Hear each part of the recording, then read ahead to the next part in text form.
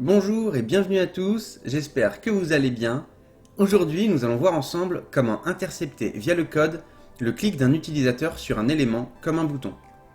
À chaque clic, nous pourrons alors afficher un message avec le nombre de clics de l'utilisateur. C'est parti!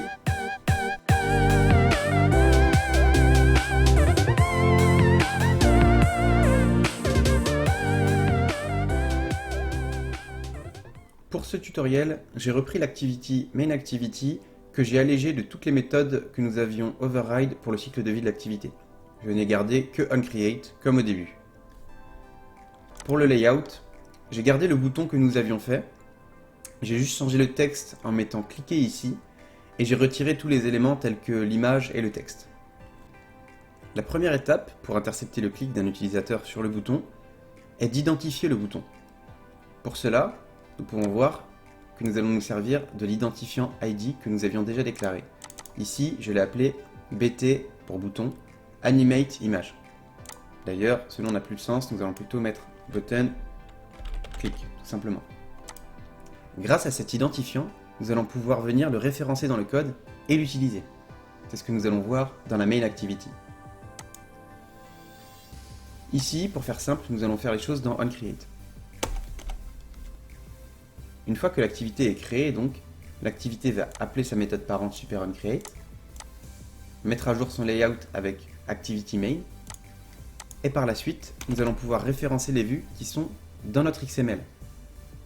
Pour cela, Kotlin met à notre disposition quelque chose de très sympa. Si vous notez le nom de votre ID tout simplement, à savoir bt click, voilà, il me le propose directement, j'ai juste à appuyer sur Entrée, et ça va nous importer finalement tous les ID et toutes les vues de notre layout, toutes celles dont nous aurons besoin en tout cas. À partir de là, button click est la référence sur laquelle je peux travailler. Si je fais point, ça peut me donner toutes les méthodes auxquelles j'ai accès ou toutes les propriétés du bouton auxquelles j'ai accès. Pour la suite, nous allons devoir créer un onClickListener. C'est un objet Java qui va être appelé à chaque clic sur le bouton. Pour cela, nous avons une méthode du bouton qui s'appelle setOnClickListener. Nous prenons la première ici, qui prend en paramètre un onClickListener. Nous allons donc devoir le créer. En Kotlin, nous pouvons créer cela au travers d'un objet de type onClickListener. Et nous allons donc devoir venir implémenter les méthodes de cette interface. Ici, j'utilise Alt Insert sur Windows pour avoir accès à cette méthode. Et je vais cliquer sur Implement Methods. Voilà, ça me propose toutes les méthodes de l'interface, à savoir onClick vu que l'interface n'en a qu'une. Ici donc, nous sommes à l'intérieur de la méthode onClick qui va être appelée à chaque clic sur le bouton. Il existe cependant une autre manière de faire en Kotlin, un petit peu plus légère. Je vais vous la montrer ici. Si je marque button click, toujours la même chose, et setOnClickListener, vous avez pu voir qu'il y a une autre méthode qui s'appelle comme ça, mais qui ne prend pas de paramètres.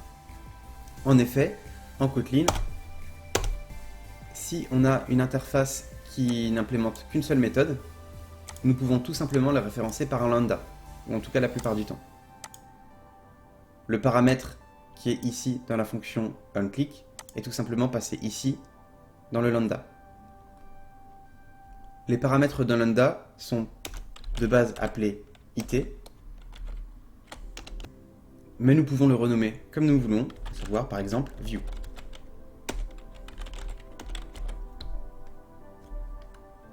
Nous avons donc presque terminé, il nous suffit juste d'afficher un message lorsque l'utilisateur clique sur le bouton. Nous allons enlever cette méthode-là qui est un peu trop grosse et garder seulement cette méthode-là avec le lambda. Ici, à chaque clic, nous allons vouloir venir afficher un message sous la forme d'un toast. Un toast est un message Android que nous allons voir dans cette vidéo. Nous pouvons en afficher un à travers cette méthode-là, toast.makeText, qui va prendre en paramètre d'abord un contexte. Dans une activity, nous pouvons utiliser l'activity comme contexte. Ensuite, le message que vous voulez afficher. Ici, par exemple, toast. Et enfin, la durée du toast. Ici, vous avez le choix toast vous met à disposition des durées, une longue durée ou une courte durée. Nous allons choisir la durée longue pour avoir plus le temps de le voir. Et enfin, à ne surtout pas oublier, lorsqu'on veut afficher un toast, appuyez sur Show. Sinon, le toast ne s'affichera pas. Le but de cette vidéo, cependant, n'était pas d'afficher un message qui disait toast, mais un message qui comptait le nombre de clics de l'utilisateur.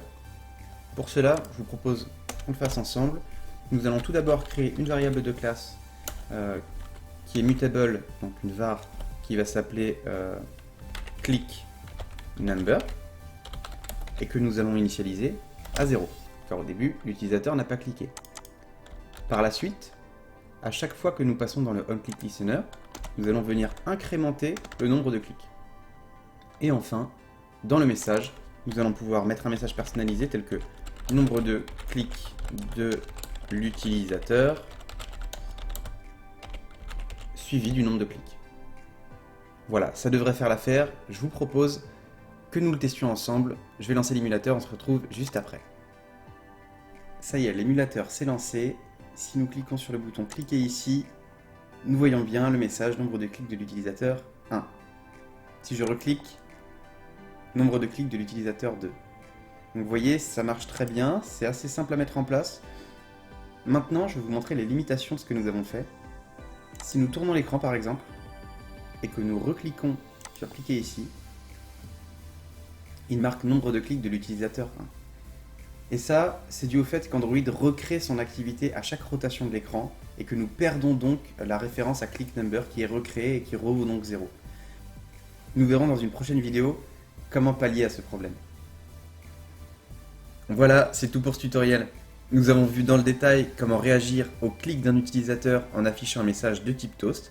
J'espère que ça vous a plu, et si vous avez des questions, n'hésitez pas à me les poser en commentaire, je répondrai à chacun d'entre vous.